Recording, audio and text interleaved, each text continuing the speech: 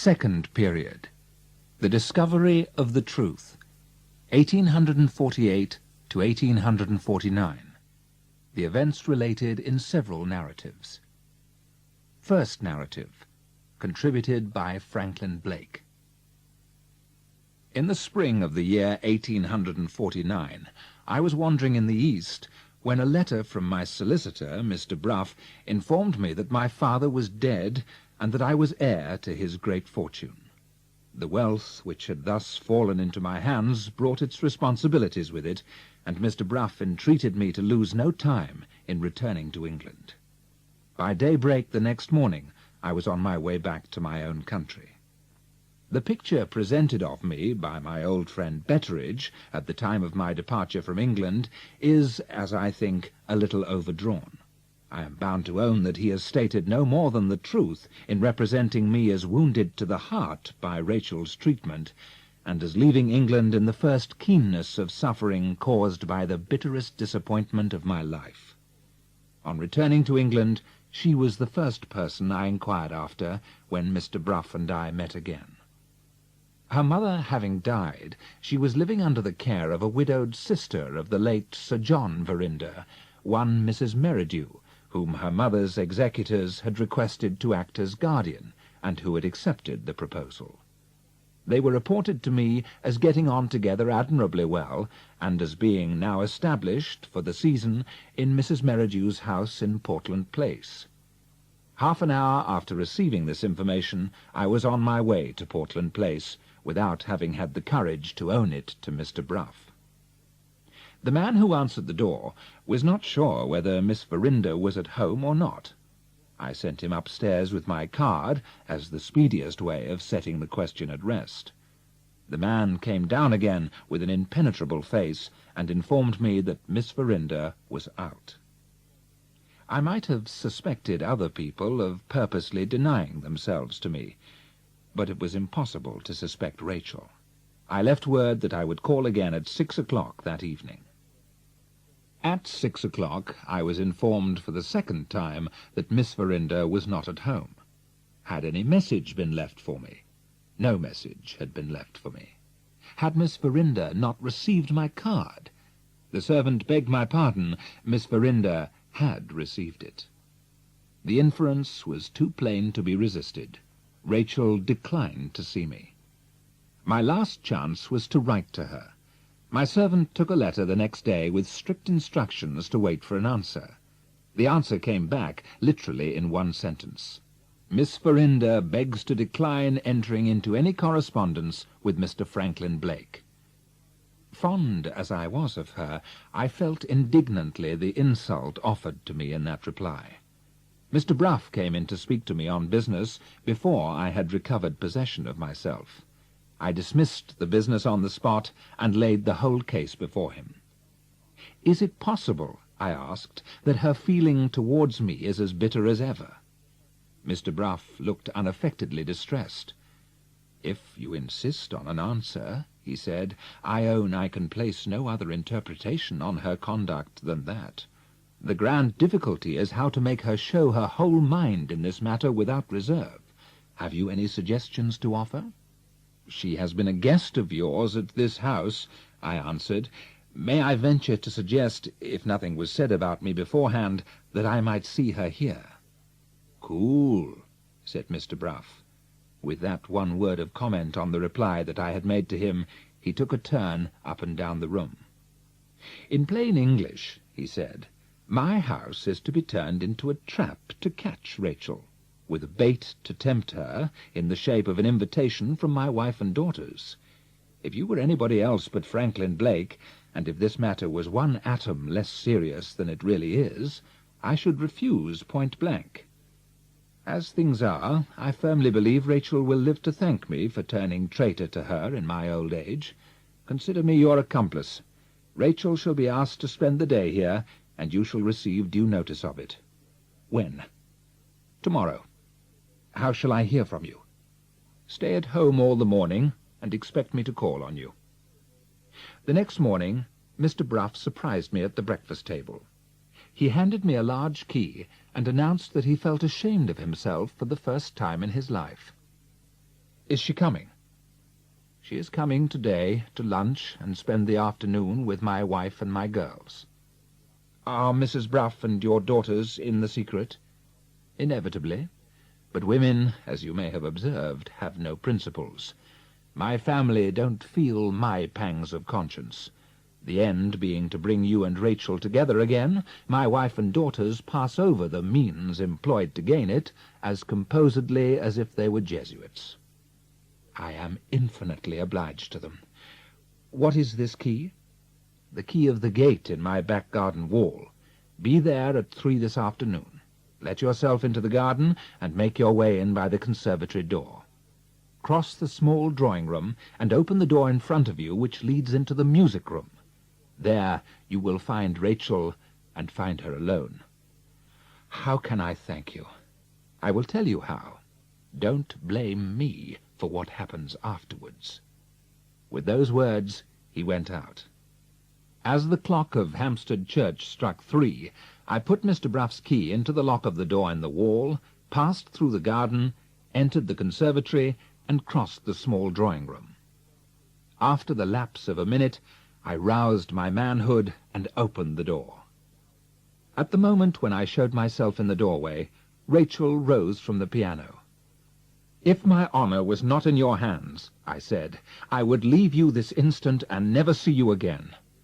What have I done?" "What have you done? You ask that question of me?" "I ask it." "I have kept your infamy a secret," she answered, "and I have suffered the consequences of concealing it. Have I no claim to be spared the insult of your asking me what you have done? Is all sense of gratitude dead in you? You were once a gentleman. You were once dear to my mother, and dearer still to me." I stopped her there. I could control myself no longer. "You have done me an infamous wrong," I broke out hotly. "You suspect me of stealing your diamond. I have a right to know, and I will know, the reason why." "Suspect you?" she exclaimed, her anger rising with mine. "You villain! I saw you take the diamond with my own eyes." The revelation which burst upon me in those words, the overthrow which they instantly accomplished of the whole view of the case on which Mr. Bruff had relied, struck me helpless. Innocent as I was, I stood before her in silence. To her eyes, to any eyes, I must have looked like a man overwhelmed by the discovery of his own guilt. She shuddered and looked away from me. "Rachel," I said, "I can't explain the contradiction in what I am going to tell you. I can only speak the truth as you have spoken it. You saw me with your own eyes. You saw me take the diamond. Before God who hears us, I declare that I now know I took it for the first time. Do you doubt me still?" She had neither heeded nor heard me. "I want to ask you something," I said.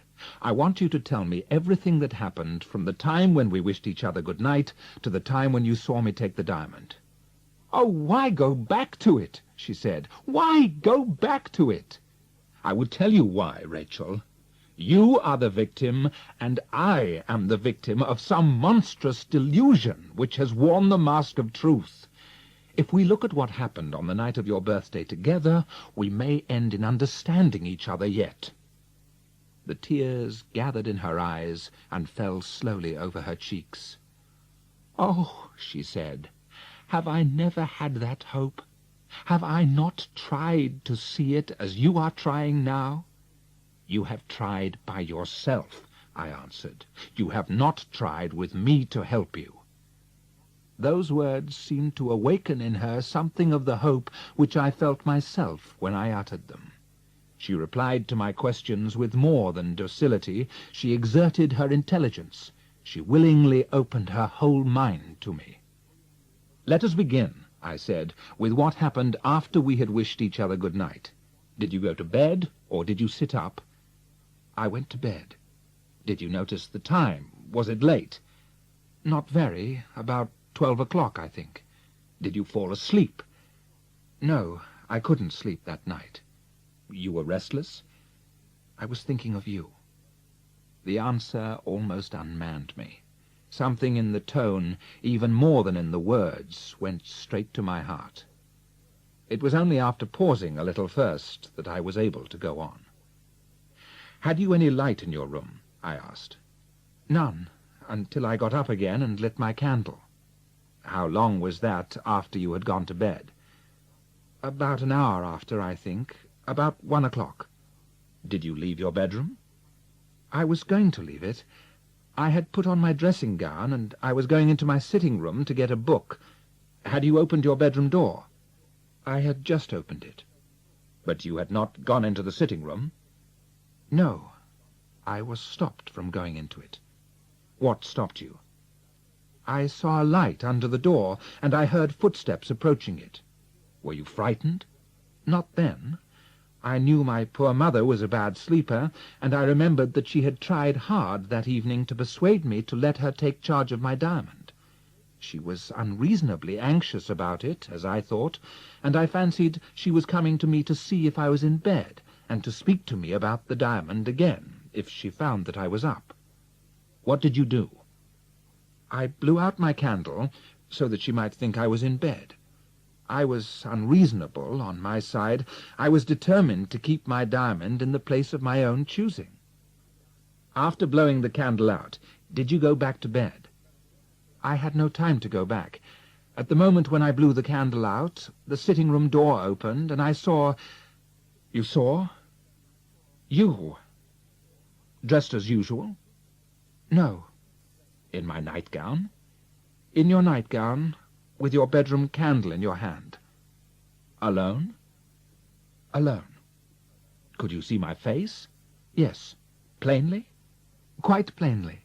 The candle in your hand showed it to me." "Were my eyes open?" "Yes." "Did you notice anything strange in them? Anything like a fixed, vacant expression?" "Nothing of the sort. Your eyes were bright, brighter than usual. You looked about the room as if you knew you were where you ought not to be, and as if you were afraid of being found out." "What did you do on first seeing me?"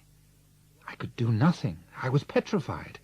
I couldn't speak. I couldn't call out. I couldn't even move to shut my door." "Could I see you where you stood?" "You might certainly have seen me, but you never looked towards me. It's useless to ask the question. I am sure you never saw me." "How are you sure?" "Would you have taken the diamond? Would you have acted as you did afterwards? Would you be here now if you had seen that I was awake and looking at you? Don't make me talk of that part of it. I want to answer you quietly. Help me to keep as calm as I can. Go on to something else." She was right, in every way right. I went on to other things. "What did I do after I had got to the middle of the room?" "You turned away and went straight to the corner near the window, where my Indian cabinet stands. You put your candle on the top of the cabinet. You opened and shut one drawer after another until you came to the drawer in which I had put my diamond. You looked at the open drawer for a moment, and then you put your hand in and took the diamond out." "How do you know I took the diamond out?" "I saw your hand go into the drawer, and I saw the gleam of the stone between your finger and thumb when you took your hand out." "Did I look about me again after that?" "No." "Did I leave the room immediately?" "No. You stood quite still for what seemed a long time. I saw your face sideways in the glass. You looked like a man thinking and dissatisfied with his own thoughts." "What happened next?" "You roused yourself on a sudden, and you went straight out of the room." "Did I close the door after me?" "No. You passed out quickly into the passage and left the door open." "And then?" "Then your light disappeared, and the sound of your steps died away, and I was left alone in the dark." "Did nothing happen from that time to the time when the whole house knew that the diamond was lost?" "Nothing." "Are you sure of that? Might you not have been asleep a part of the time?" "I never slept. I never went back to my bed. Nothing happened until Penelope came in at the usual time in the morning. I dropped her hand and took a turn in the room. Every question that I could put had been answered. Every detail that I could desire to know had been placed before me. I had even reverted to the idea of sleepwalking and the idea of intoxication. And, again, the worthlessness of the one theory and the other had been proved, on the authority this time of the witness who had seen me. What was to be said next? What was to be done next? There rose the horrible fact of the theft, the one visible, tangible object that confronted me in the midst of the impenetrable darkness which enveloped all besides. She was the first this time to break the silence.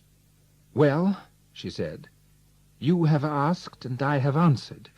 You have made me hope something from all this, because you hoped something from it. What have you to say now?" The tone in which she spoke warned me that my influence over her was a lost influence once more. "We were to look at what happened on my birthday night together," she went on, "and we were then to understand each other. Have we done that?" She waited pitilessly for my reply. In answering her, I committed a fatal error. I let the exasperating helplessness of my situation get the better of my self-control. Rashly and uselessly, I reproached her for the silence which had kept me until that moment in ignorance of the truth. "If you had spoken when you ought to have spoken," I began, "if you had done me the common justice to explain yourself—" She broke in on me with a cry of fury. The few words I had said seemed to have lashed her on the instant into a frenzy of rage. "Explain myself," she repeated. "Oh, is there another man like this in the world? I spare him when my heart is breaking. I screen him when my own character is at stake, and he, of all human beings, he turns on me now and tells me that I ought to have explained myself. After believing in him as I did, after loving him as I did, after thinking of him by day and dreaming of him by night, he wonders I didn't charge him with his disgrace the first time we met. My heart's darling, you are a thief. My hero, whom I love and honor, you have crept into my room under cover of the night and stolen my diamond. That is what I ought to have said. You villain! You mean, mean, mean villain! I would have lost 50 diamonds rather than see your face lying to me as I see it lying now." If I had stayed a moment more, I know not what words might have escaped me which I should have remembered with vain repentance and regret. I passed by her and opened the door. "You shall know that you have wronged me yet," I said, "or you shall never see me again." With those words I left her. She started up from the chair on which she had dropped the moment before. She started up, the noble creature, and followed me across the outer room with a last merciful word at parting. "Franklin," she said, "I forgive you. Oh, Franklin, Franklin, we shall never meet again. Say you forgive me." I turned so as to let my face show her that I was past speaking. I turned and waved my hand and saw her dimly as in a vision through the tears that had conquered me at last. The next moment, the worst bitterness of it was over. I was out in the garden again. I saw her and heard her no more.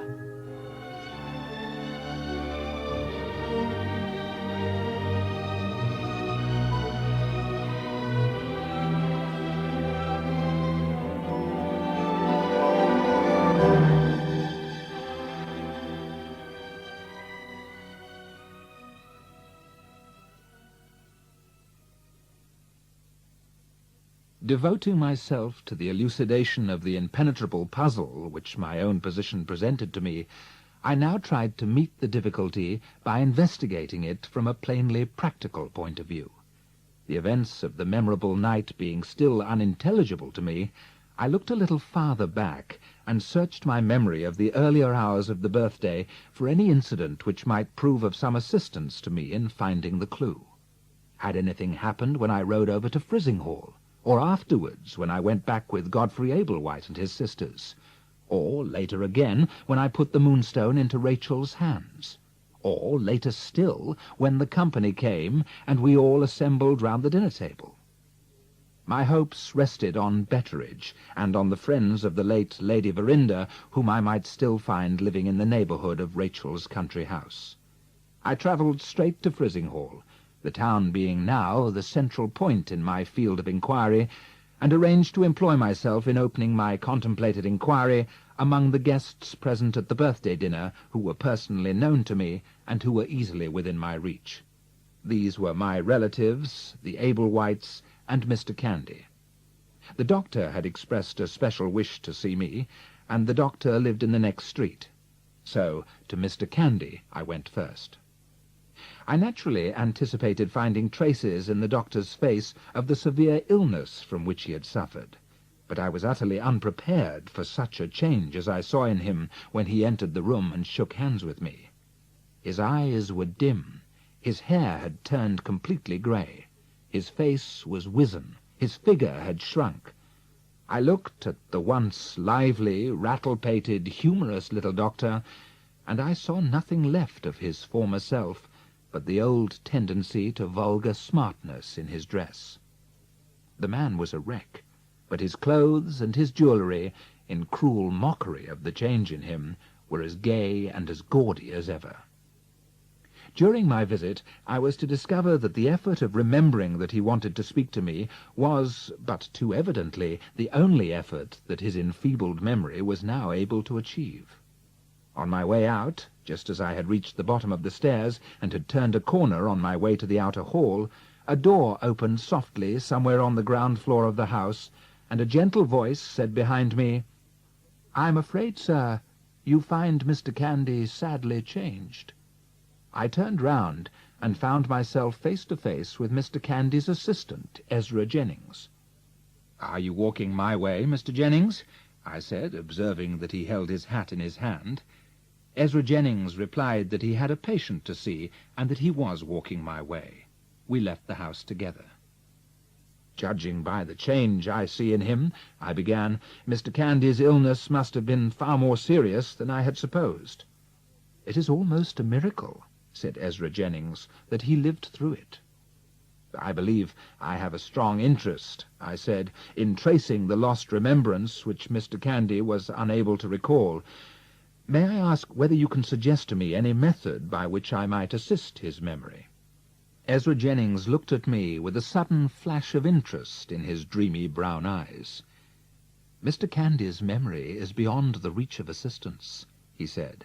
"I have tried to help it often enough since his recovery to be able to speak positively on that point." This disappointed me, and I owned it. "I confess to having hoped for a less discouraging answer than that," I said. Ezra Jennings smiled. "It may not, perhaps, be a final answer, Mr. Blake. It may be possible to trace Mr. Candy's lost recollection without the necessity of appealing to Mr. Candy himself." "Indeed? Is it an indiscretion on my part to ask how?" "By no means. My only difficulty in answering your question is the difficulty of explaining myself." Ezra Jennings stopped for a moment and picked some wild flowers from the hedge by the roadside. "How beautiful they are," he said simply, showing his little nosegay to me. "And how few people in England seem to admire them as they deserve." "You have not always been in England," I said. "No. I was born and partly brought up in one of our colonies. My father was an Englishman, but my mother— We are straying away from our subject, Mr. Blake. We were speaking of Mr. Candy. To Mr. Candy let us return. It has often occurred to me in the course of my medical practice to doubt whether we can justifiably infer, in cases of delirium, that the loss of the faculty of speaking connectedly implies of necessity the loss of the faculty of thinking connectedly as well. Poor Mr. Candy's illness gave me the opportunity of putting this doubt to the test. I understand the art of writing in shorthand, and I was able to take down the patient's wanderings exactly as they fell from his lips. Do you see, Mr. Blake, what I am coming to?" I saw it clearly, and waited with breathless interest to hear more. Ezra Jennings took up some notes from the table and placed them in my hands. "Mr. Blake," he said, "if you read those notes now, you will make 2 astounding discoveries concerning yourself. You will find, first, that you entered Miss Verinder's sitting-room and took the diamond in a state of trance produced by opium. Secondly, that the opium was given to you by Mr. Candy, without your own knowledge, as a practical refutation of the opinions which you had expressed to him at the birthday dinner." I sat, with the papers in my hand, completely stupefied. "Try and forgive poor Mr. Candy," said the assistant gently. "He has done dreadful mischief, I own, but he has done it innocently. If you will look at the notes, you will see that, but for his illness, he would have returned to Lady Verinder's the morning after the party, and would have acknowledged the trick that he had played you. Miss Verinder would have heard of it, and Miss Verinder would have questioned him, and the truth, which has laid hidden for a year, would have been discovered in a day. Read my notes, if you can. Familiarize your mind with what has happened in the past. I have something very bold and very startling to propose to you, which relates to the future." Those last words roused me. I looked at the papers, in the order in which Ezra Jennings had placed them in my hands. The paper which contained the smaller quantity of writing was the uppermost of the 2. On this were disconnected words and fragments of sentences which had dropped from Mr. Candy in his delirium. "Mr. Franklin Blake, and agreeable, and down a peg. Medicine. Confesses. Sleep at night. Tell him. Out of order. Medicine."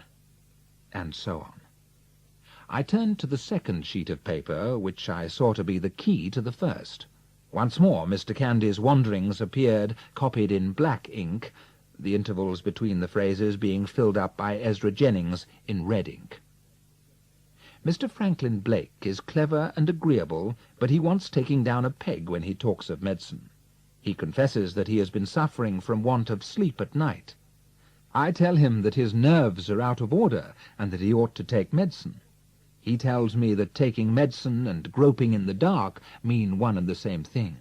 This before all the company at the dinner-table. I say to him, 'You are groping after sleep, and nothing but medicine can help you find it.' He says to me, 'I have heard of the blind leading the blind, and now I know what it means.' Witty, but I can give him a night's rest. He really wants sleep, and Lady Verinder's medicine chest is at my disposal. Give him 25 minims of laudanum tonight, without his knowing it, and then call tomorrow morning. Well, Mr. Blake, will you try a little medicine today? You will never sleep without it. There you are out, Mr. Candy. I have had an excellent night's rest without it. Then come down on him with the truth. You have had something besides an excellent night's rest. You had a dose of laudanum, sir, before you went to bed. What do you say to the art of medicine now?" Admiration of the ingenuity which had woven this smooth and finished texture out of the ravelled skein was naturally the first impression that I felt on handing the manuscript back to Ezra Jennings. He modestly interrupted the first few words in which my sense of surprise expressed itself by asking me if the conclusion which he had drawn from his notes was also the conclusion at which my own mind had arrived.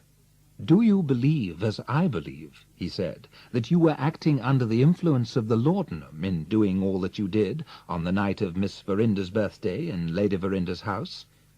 "I am too ignorant of the influence of laudanum to have an opinion of my own," I answered. "I can only follow your opinion, and feel convinced that you are right." "Very well. The next question is this. You are convinced, and I am convinced. How are we to carry our conviction to the minds of other people?" He leaned eagerly nearer to me across the table that divided us. "Are you willing to try a bold experiment?" "Tell me what to do," I broke out impatiently, "and come what may, I'll do it." "You shall do this, Mr. Blake," he answered. "You shall steal the diamond unconsciously, for the second time, in the presence of witnesses whose testimony is beyond dispute. I started to my feet. I tried to speak. I could only look at him. "I believe it can be done," he went on, "and it shall be done, if you will only help me. Try to compose yourself. Sit down and hear what I have to say to you. You have resumed the habit of smoking. I have seen that for myself. How long have you resumed it?" "For nearly a year." "Do you smoke more or less than you did?" "More." "Will you give up the habit again? Suddenly, mind, as you gave it up before?" I began dimly to see his drift. "I will give it up from this moment," I answered. "If the same consequences follow which followed last June," said Ezra Jennings, "if you suffer once more, as you suffered then, from sleepless nights, we shall have gained our first step. We shall have put you back again into something assimilating to your nervous condition on the birthday night. If we can next revive, or nearly revive, the domestic circumstances which surrounded you, and if we can occupy your mind again with the various questions concerning the diamond which formerly agitated it, we shall have replaced you, as nearly as possible, in the same position, physically and morally, in which the opium found you last year. In that case, we may fairly hope that a repetition of the dose will lead, in a greater or lesser degree, to a repetition of the results. There is my proposal, expressed in a few hasty words. Above all things," he said, "you must sleep in the room which you slept in on the birthday night, and it must be furnished in the same way. The stairs, the corridors, and Miss Verinder's sitting-room must also be restored to what they were when you saw them last. It is absolutely necessary, Mr. Blake, to replace every article of furniture in that part of the house which may now be put away. The sacrifice of your cigars will be useless unless we can get Miss Verinder's permission to do that." "Who is to apply to her for permission?" I asked. "Is it not possible for you to apply?" "Quite out of the question. After what has passed between us on the subject of the lost diamond, I can neither see her nor write to her as things are now." "In that case I will write to Miss Verinder, if you will give me leave." "Telling her of the proposal that you have made to me?" "Telling her of everything that has passed between us today." It is needless to say that I eagerly accepted the service which he had offered to me. We parted. It was then the 15th of June. The events of the next 10 days are all placed on record, exactly as they happened, in the journal habitually kept by Mr. Candy's assistant.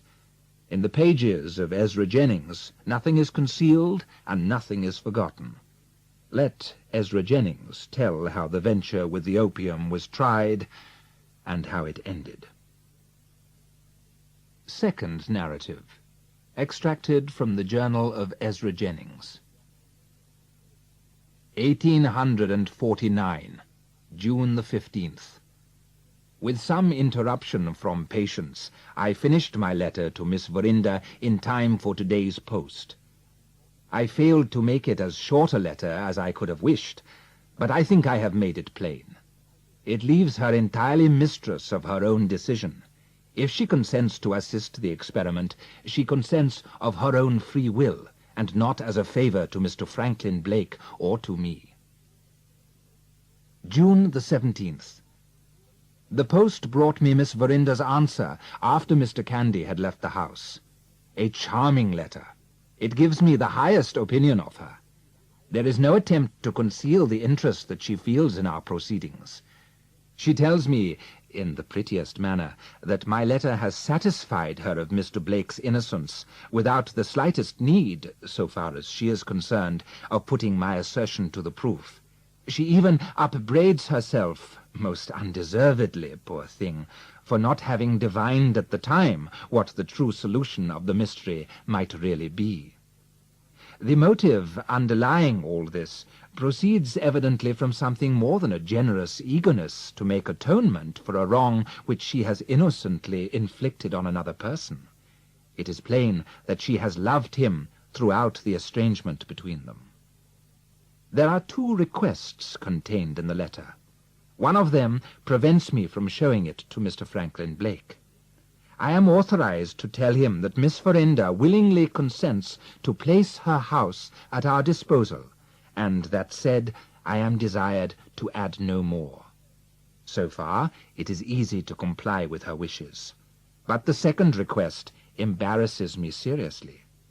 Not content with having written to Mr. Betteridge, instructing him to carry out whatever directions I may have to give, Miss Verinder asks leave to assist me by personally superintending the restoration of her own sitting-room. She only waits a word of reply from me to make the journey to Yorkshire and to be present as one of the witnesses on the night when the opium is tried for the second time. 5 o'clock. I have written my reply to Miss Verinder. The arrangement I have proposed reconciles the interests on both sides if she will only consent to it. After first stating the objections that there are to a meeting between Mr. Blake and herself before the experiment is tried, I have suggested that she should so time her journey as to arrive at the house privately on the evening when we make the attempt.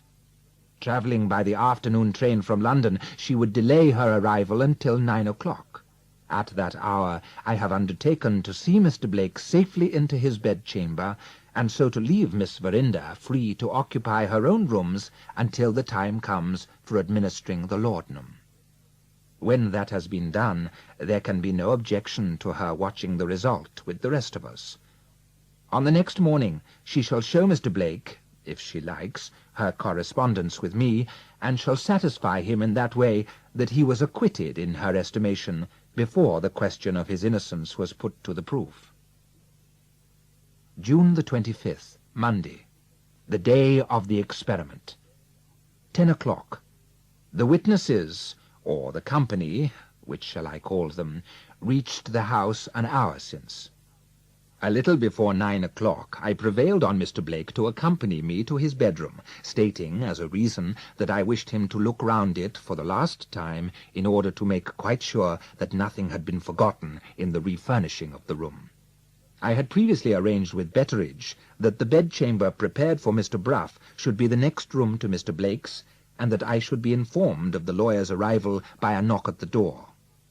5 minutes after, the clock in the hall had struck 9. I heard the knock, and, going out immediately, met Mr. Bruff in the corridor.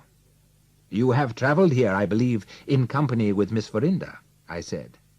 "Yes," answered Mr. Bruff, as dryly as might be. "Miss Verinder has probably told you that I wish her presence in the house to be kept a secret from Mr. Blake until my experiment on him has been tried first." "I know that I am to hold my tongue, sir," said Mr. Bruff impatiently. "Being habitually silent on the subject of human folly, I am all the readier to keep my lips closed on this occasion. Does that satisfy you?" I bowed and left Betteridge to show him to his room. Betteridge gave me one look at parting which said, as if in so many words, "You have caught a Tartar, Mr. Jennings, and the name of him is Bruff."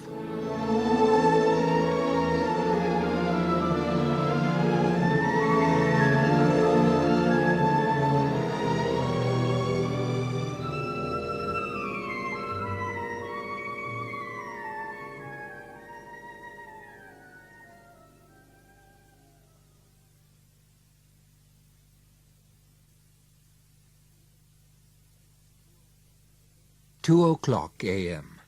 The experiment has been tried, with what result I am now to describe. At 11 o'clock, followed by Mr. Bruff and Betteridge, I went to Mr. Blake's room. We found him moving restlessly from side to side of the bed, and wondering irritably whether he was to have the laudanum that night. In the presence of the 2 witnesses, I gave him the dose, and shook up his pillows, and told him to lie down again quietly and wait. It wanted 5 minutes to 12 when the premonitory symptoms of the working of the laudanum first showed themselves to me. 10 minutes passed, and nothing happened. Then he suddenly threw the bedclothes off him. He put one leg out of bed. He waited. "I wish I had never taken it out of the bank," he said to himself. "It was safe in the bank." My heart throbbed fast. The pulses at my temples beat furiously. The doubt about the safety of the diamond was once more the dominant impression in his brain. On that one pivot, the whole success of the experiment turned. The prospect thus suddenly opened before me was too much for my shattered nerves. I was obliged to look away from him, or I should have lost my self-control. There was another interval of silence. When I could trust myself to look back at him, he was out of his bed, standing erect at the side of it. The pupils of his eyes were now contracted. His eyeballs gleamed in the light of the candle as he moved his head slowly to and fro. He was thinking. He was doubting. He spoke again. "How do I know?" he said. "The Indians may be hidden in the house." He stopped and walked slowly to the other end of the room. He turned, waited, came back to the bed. "It's not even locked up," he went on. "It's in the drawer of her cabinet, and the drawer doesn't lock." He sat down on the side of the bed. "Anybody might take it," he said. He got up again abruptly. "How the devil am I to sleep," he said, "with this on my mind?" He looked at the light burning on the table at the head of his bed. After a moment he took the candle in his hand. We waited, seeing and hearing nothing. We waited, hidden from him by the curtains. The light which he was holding on the other side of us moved suddenly. The next moment he passed us, swift and noiseless, with the candle in his hand. He opened the bedroom door and went out. We followed him along the corridor. He never looked back. He never hesitated. He opened the sitting-room door and went in, leaving it open behind him. He advanced to the middle of the room with the candle still in his hand. He looked about him, but he never looked back. I saw the door of Miss Verinder's bedroom standing ajar. She had put out her light. She controlled herself nobly. She kept back in the dark. Not a word, not a movement escaped her. After waiting irresolute for a minute or more in the middle of the room, he moved to the corner near the window where the Indian cabinet stood. He put his candle on the top of the cabinet. He opened and shut one drawer after another until he came to the drawer in which the mock diamond was put. He looked into the drawer for a moment. Then he took the mock diamond out with his right hand. With the other hand he took the candle from the top of the cabinet. He walked back a few steps towards the middle of the room and stood still again. Thus far he had exactly repeated what he had done on the birthday night. Would his next proceeding be the same as the proceeding of last year? Would he leave the room? Would he go back now, as I believed he had gone back then, to his bedchamber? Would he show us what he had done with the diamond when he had returned to his own room? His first action, when he moved once more, proved to be an action which he had not performed when he was under the influence of the opium for the first time. He put the candle down on a table and wandered on a little towards the farther end of the room. There was a sofa here. He leaned heavily on the back of it with his left hand, then roused himself and returned to the middle of the room. I could now see his eyes. They were getting dull and heavy. The glitter in them was fast dying out. The next event was decisive. He let the mock diamond drop out of his hand. It fell on the floor before the doorway, plainly visible to him and to everyone. He made no effort to pick it up. He looked down at it vacantly, and as he looked, his head sank on his breast. He staggered, roused himself for an instant, walked back unsteadily to the sofa, and sat down on it. He made a last effort. He tried to rise and sank back. His head fell on the sofa cushions. It was then 25 minutes past 1 o'clock. Before I had put my watch back in my pocket, he was asleep.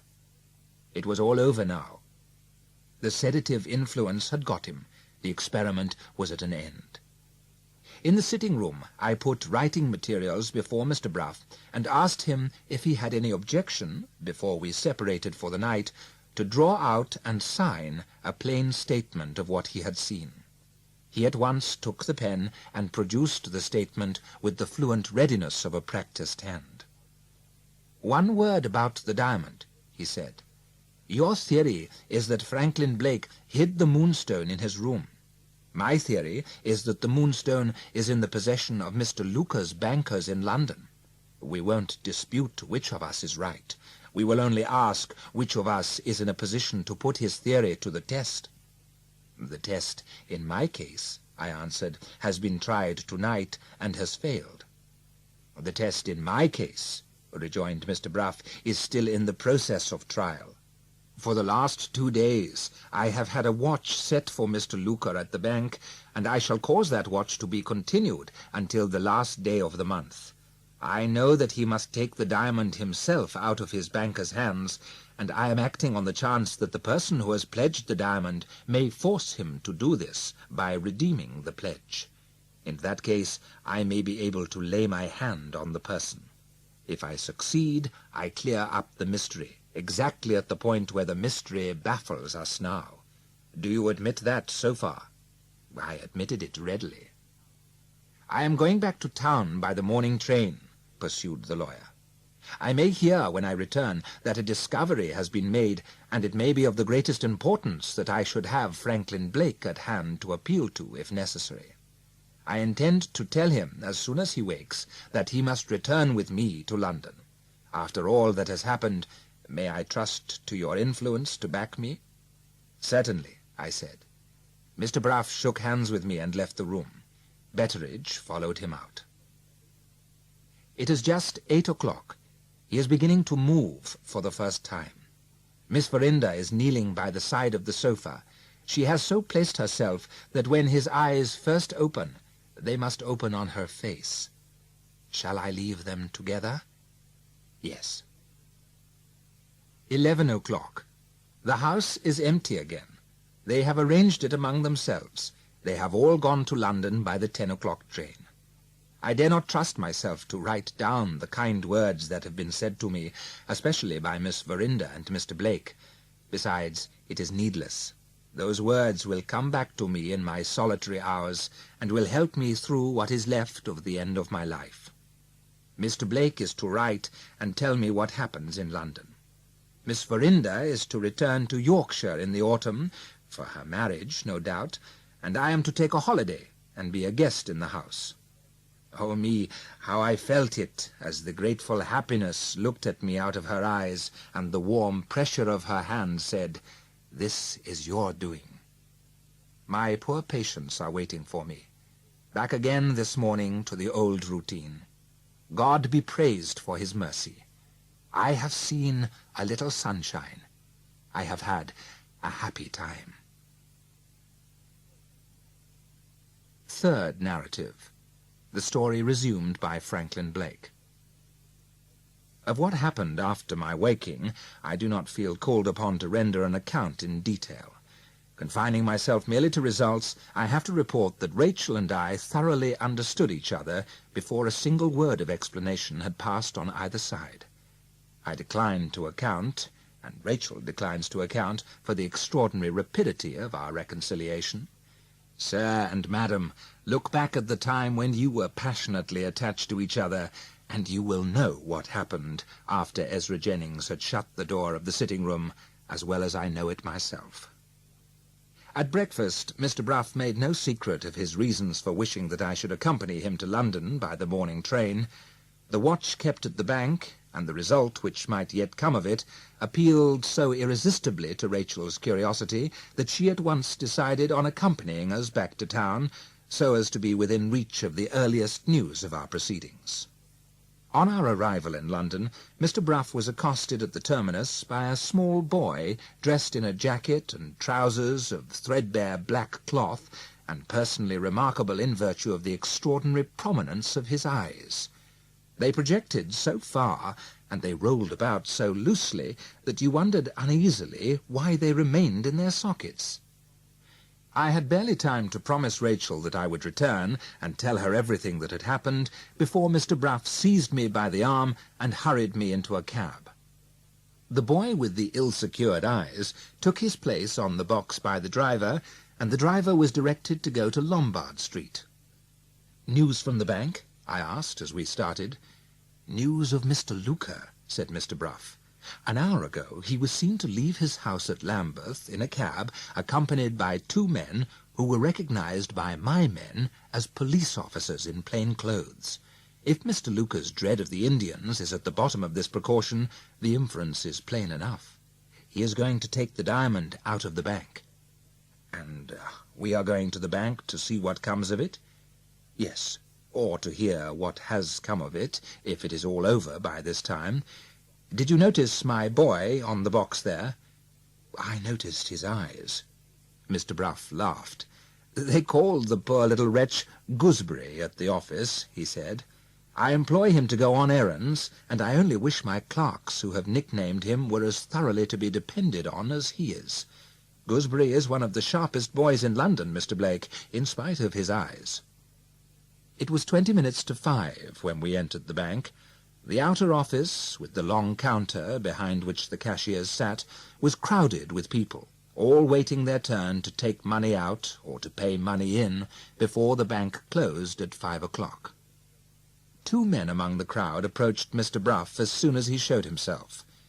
"Well," asked the lawyer, "have you seen him?" "He passed us here half an hour since, sir, and went on into the inner office." "Has he not come out again yet?" "No, sir." Mr. Bruff turned to me. "Let us wait," he said. I looked round among the people about me for the 3 Indians. Not a sign of them was to be seen anywhere. The only person present with a noticeably dark complexion was a tall man in a pilot coat and a round hat who looked like a sailor. Could this be one of them in disguise? Impossible. The man was taller than any of the Indians, and his face, where it was not hidden by a bushy black beard, was twice the breadth of any of their faces at least. "They must have their spy somewhere," said Mr. Bruff, looking at the dark sailor in his turn, "and he may be the man." Before he could say more, his coat-tail was respectfully pulled by his attendant sprite with the gooseberry eyes. Mr. Bruff looked where the boy was looking. "Hush!" he said. "Here is Mr. Luker." The moneylender came out from the inner regions of the bank, followed by his 2 guardian policemen in plain clothes. "Keep your eye on him," whispered Mr. Bruff. "If he passes the diamond to anybody, he will pass it here, and Gooseberry will follow whoever it is." Without noticing either of us, Mr. Luker slowly made his way to the door, now in the thickest, now in the thinnest part of the crowd. At the door, his guard placed themselves on either side of him. They were all 3 followed by one of Mr. Bruff's men, and I saw them no more. We dined at Mr. Bruff's chambers. Mr. Luker had gone back to his own house, and had there dismissed his guard. He had not gone out again afterwards. Towards dusk the shutters had been put up and the doors had been bolted. The street before the house and the alley behind the house had been carefully watched. No sign of the Indians had been visible. No person whatever had been seen loitering about the premises. "Do you think Mr. Luker has taken the Moonstone home with him?" I asked. "Not he," said Mr. Bruff. "He would never have dismissed his 2 policemen if he had run the risk of keeping the diamond in his own house again." We waited another half-hour for the boy, and waited in vain. At 9 the next morning, I heard steps outside my door. The door opened. I started to my feet and confronted Sergeant Cuff. "I thought I would look in here, Mr. Blake, on the chance of your being in town before I wrote to Yorkshire," said the sergeant.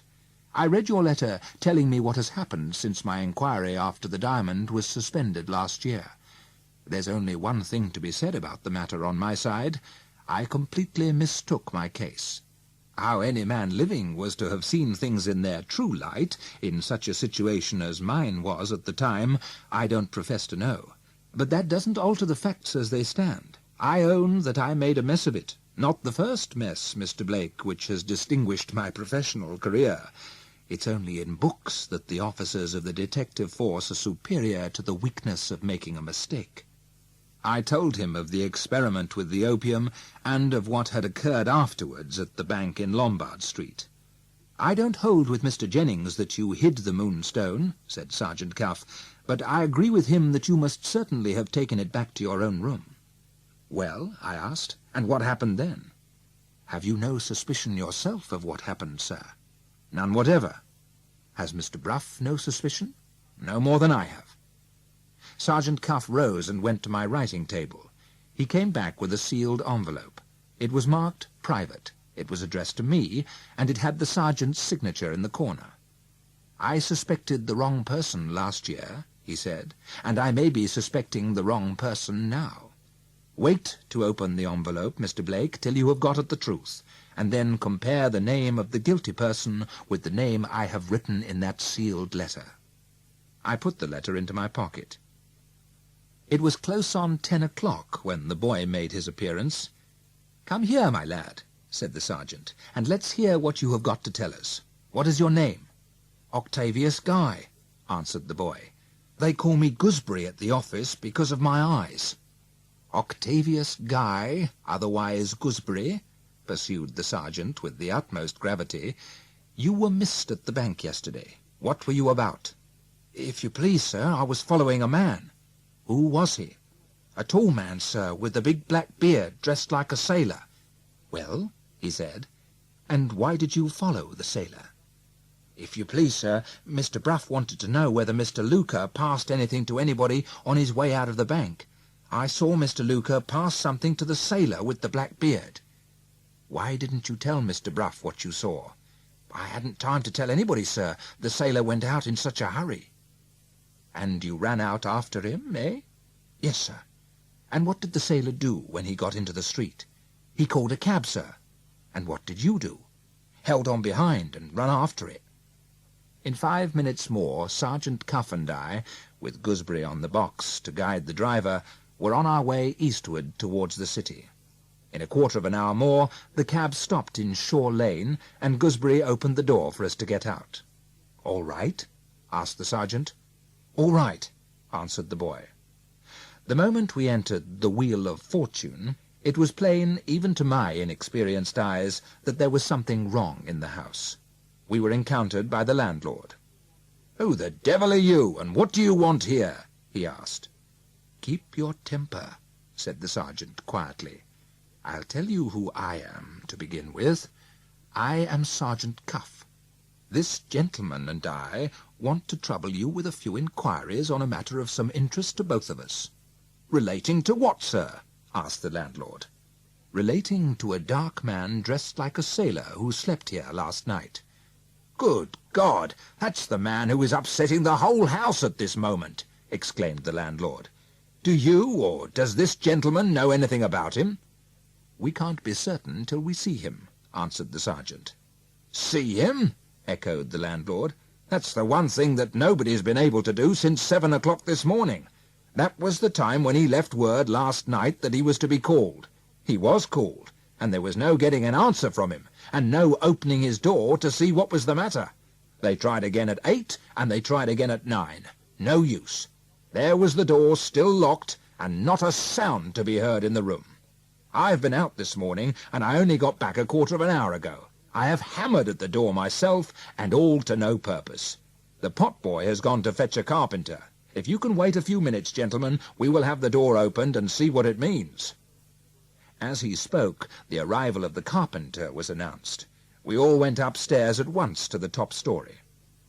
The carpenter's hammer and chisel disposed of the resistance of the door in a few minutes. The landlord entered first, the sergeant second, and I third. The other persons present followed us. We all looked towards the bed, and all started. The man had not left the room. He lay, dressed, on the bed, with a white pillow over his face, which completely hid it from view. Sergeant Cuff led the way to the bed, and removed the pillow. The man's swarthy face was placid and still.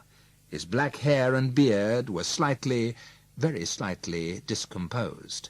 His eyes stared wide open, glassy and vacant at the ceiling. "He's in a fit," I heard the landlord say. "He's dead," the sergeant answered. "Send for the nearest doctor, and send for the police." On the table stood a little wooden box, open and empty. On one side of the box lay some jeweller's cotton. On the other side was a torn sheet of white paper, with a seal on it, partly destroyed, and with an inscription in writing which was still perfectly legible. The inscription was in these words: "Deposited with Messrs. Bush, Lysort and Bush by Mr. Septimus Luca of Middlesex Place, Lambeth, a small wooden box sealed up in this envelope and containing a valuable of great price.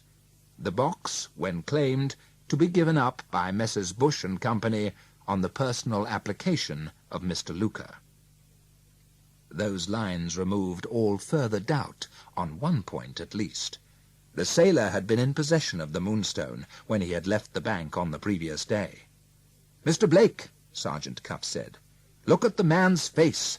It is a face disguised, and here's a proof of it."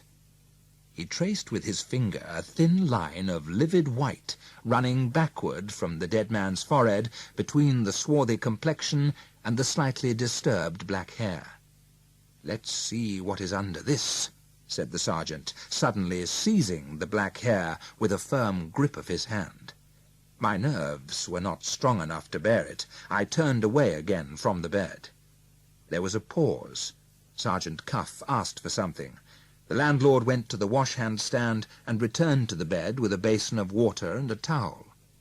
The sergeant suddenly burst his way through the people about him and came, with horror in his face, straight to the place where I was standing. "Come back to the bed, sir," he began. He looked at me closer and checked himself. "No," he resumed. "Open the sealed letter first, the letter I gave you this morning." I opened the letter. "Read the name, Mr. Blake, that I have written inside." I read the name that he had written. It was Godfrey Ablewhite. "Now," said the sergeant, "come with me and look at the man on the bed." I went with him and looked at the man on the bed. Godfrey Ablewhite.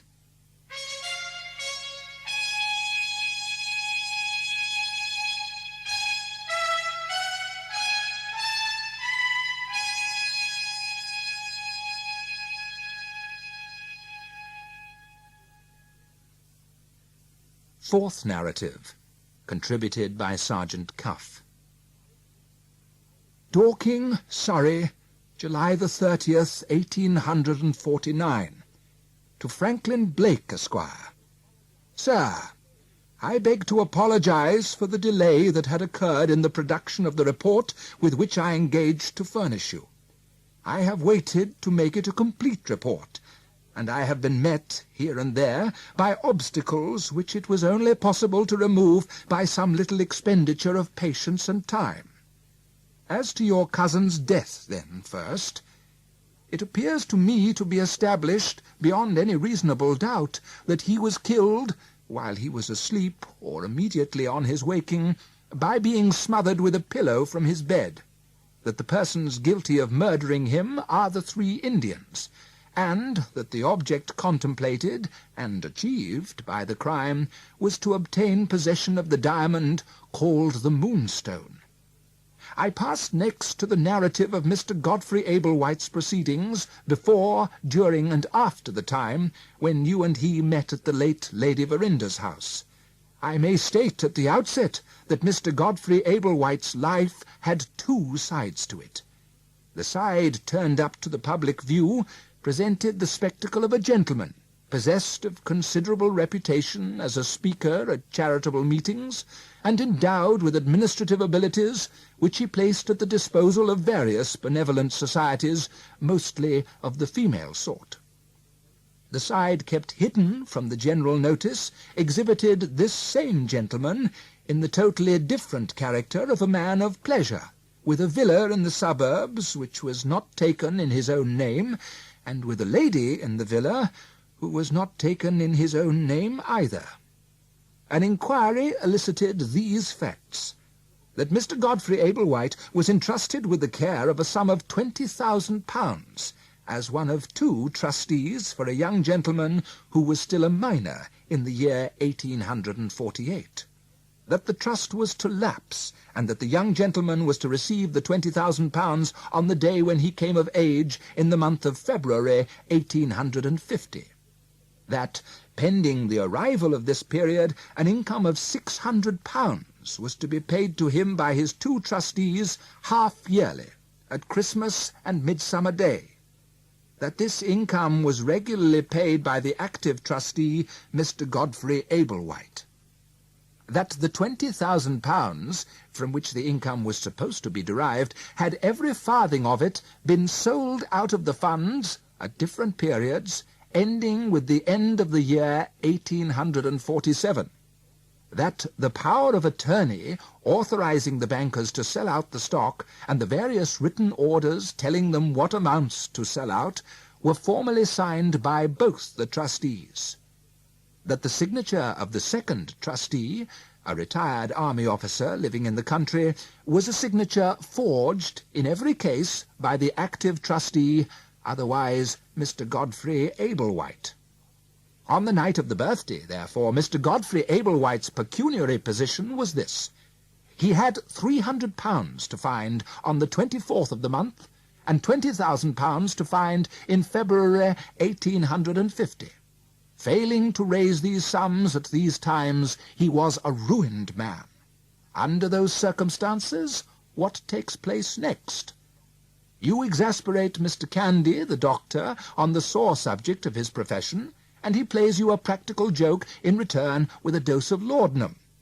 He trusts the administration of the dose, prepared in a little phial, to Mr. Godfrey Ablewhite. Mr. Godfrey is all the readier to enter the conspiracy, having himself suffered from your sharp tongue in the course of the evening. He joins Betteridge in persuading you to drink a little brandy and water before you go to bed. After privately slipping the laudanum into your brandy and water, he wished you good night and went into his own room. It was the next room to yours. His money troubles kept him awake. He sat in his dressing-gown and slippers for nearly an hour, thinking over his position. Just as he was preparing to get into bed, he heard you talking to yourself in your own room. He looked in to see what was the matter. He discovered you with the candle in your hand, just leaving your bedchamber. He heard you say to yourself, in a voice quite unlike your own voice, "How do I know? The Indians may be hidden in the house." Up to that time, he had simply supposed himself, in giving you the laudanum, to be helping to make you the victim of a harmless practical joke. It now occurred to him that the laudanum had taken some effect on you, which had not been foreseen by the doctor any more than by himself. In the fear of an accident happening, he followed you softly to see what you would do. He followed you to Miss Verinder's sitting-room and saw you go in. You left the door open.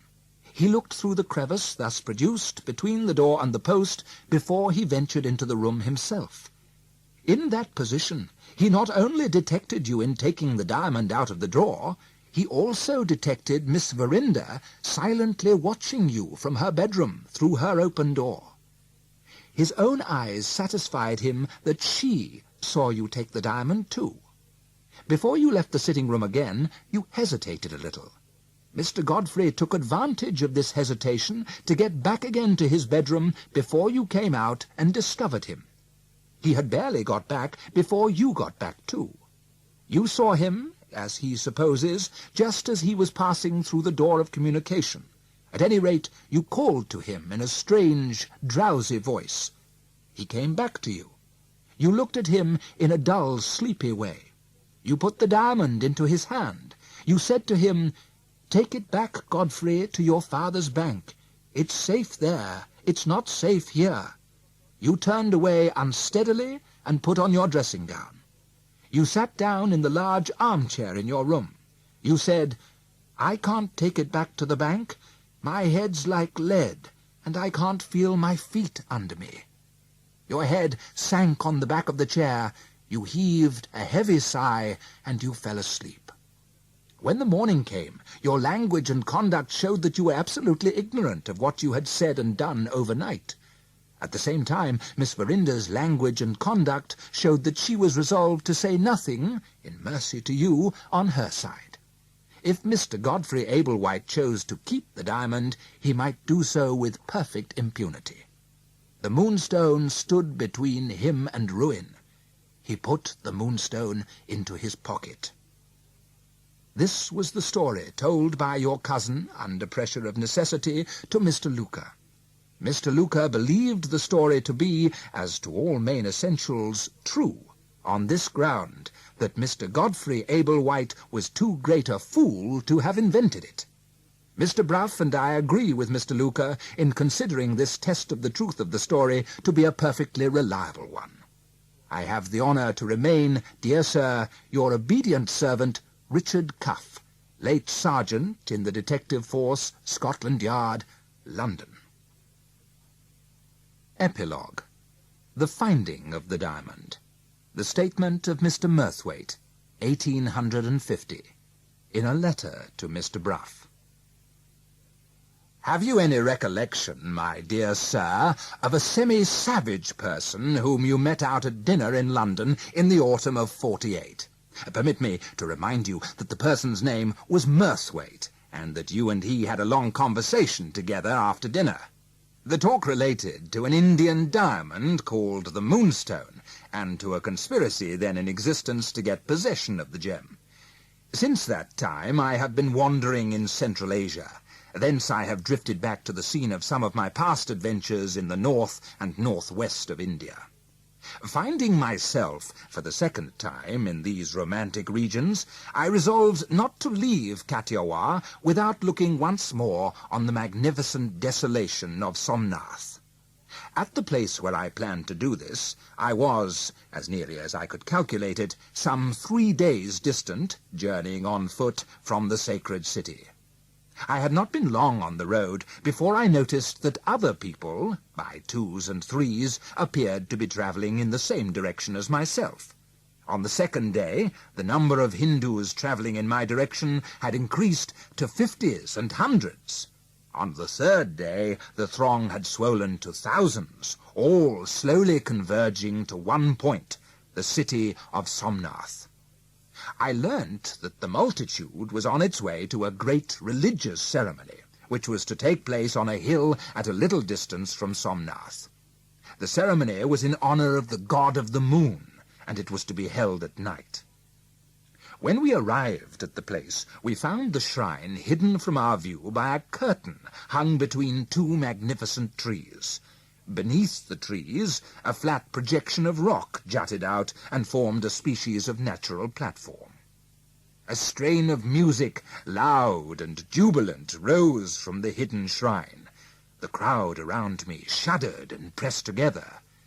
The curtain between the trees was drawn aside, and the shrine was disclosed to view.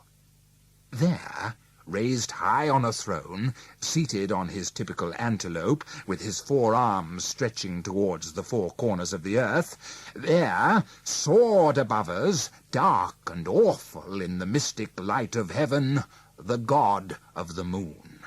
And there, in the forehead of the deity, gleamed the yellow diamond, whose splendour had last shone on me in England from the bosom of a woman's dress. Yes, after the lapse of 8 centuries, the Moonstone looks forth once more over the walls of the sacred city in which its story first began. How it has found its way back to its wild native land, by what accident or by what crime the Indians regained possession of their sacred gem, may be in your knowledge, but it is not in mine. You have lost sight of it in England, and, if I know anything of this people, you have lost sight of it forever. So the years pass and repeat each other, so the same events revolve in the cycles of time. What will be the next adventures of the Moonstone? Who can tell?